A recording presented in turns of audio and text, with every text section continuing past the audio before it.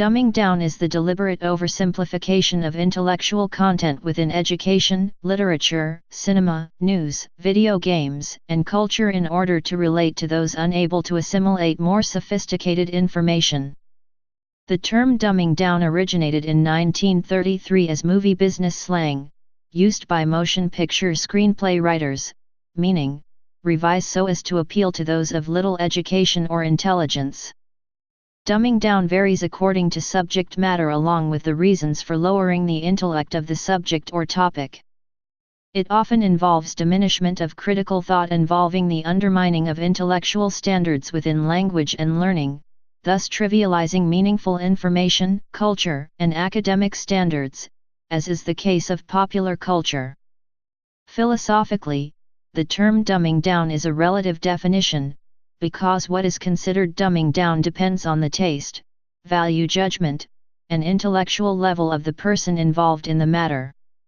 In Distinction, A Social Critique of the Judgment of Taste, 1979, the sociologist Pierre Bourdieu, 1930-2002, proposed that, in a society in which the cultural practices of the ruling class are rendered and established as the legitimate culture of that society, that action then devalues the cultural capital of the subordinate social classes, and thus limits their social mobility within their own society. Education. In the late 20th century, the proportion of young people attending university in the UK increased sharply, including many who previously would not have been considered to possess the appropriate scholastic aptitude. In 2003, the UK Minister for Universities, Margaret Hodge, criticized Mickey Mouse degrees as a negative consequence of universities dumbing down their courses to meet the needs of the market.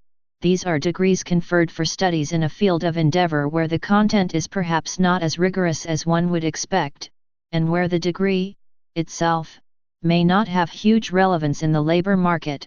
Thus, a university degree of slight intellectual substance, which the student earned by simply stacking up numbers on Mickey Mouse courses, is not acceptable. In 2007, Wellington Gray, a high school physics instructor in London, published an internet petition objecting to what he described as a dumbed-down curriculum. He wrote, "I am a physics teacher. Or, at least, I used to be," and complained that calculations, the very soul of physics, are absent from the new General Certificate of Secondary Education. Among the examples of dumbing down that he provided were, question, why would radio stations broadcast digital signals, rather than analog signals? Answer, can be processed by computer/iPod. To question, why must we develop renewable energy sources? A political question. In Dumbing Us Down, The Hidden Curriculum of Compulsory Schooling, 1991-2002, John Taylor Gatto presented speeches and essays, including The Psychopathic School, his acceptance speech for the 1990 New York City Teacher of the Year Award, and The 7-Lesson School Teacher, his acceptance speech upon being named as the New York State Teacher of the Year for 1991. Gatto writes that while he was hired to teach English and literature, he came to believe he was employed as part of a social engineering project. The 7 lessons at the foundation of schooling were never explicitly stated, Gatto writes, but included teaching students that their self-worth depended on outside evaluation, that they were constantly ranked and supervised, and that they had no opportunities for privacy or solitude. Gatto speculated. Was it possible, I had been hired, not to enlarge children's power, but to diminish it? That seemed crazy, on the face of it, but slowly, I began to realize that the bells and confinement, the crazy sequences, the age segregation, the lack of privacy, the constant surveillance, and all the rest of the national curriculum of schooling were designed exactly as if someone had set out to prevent children from learning how to think and act, to coax them into addiction and dependent behavior.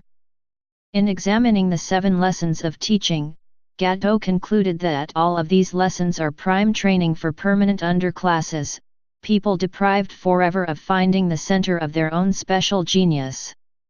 That school is a 12-year jail sentence, where bad habits are the only curriculum truly learned. I teach school, and win awards doing it. I should know. Mass communications media. Increased business competition and the introduction of econometric methods changed the business practices of the mass communications media. The business monopoly practice of media consolidation reduced the breadth and the depth of the journalism practiced and provided for the information of the public. The reduction of operating costs, overhead expenses, eliminated foreign news bureaus and reporters, in favor of presenting the public relations publications, news releases, of governments, businesses, and political parties as fact.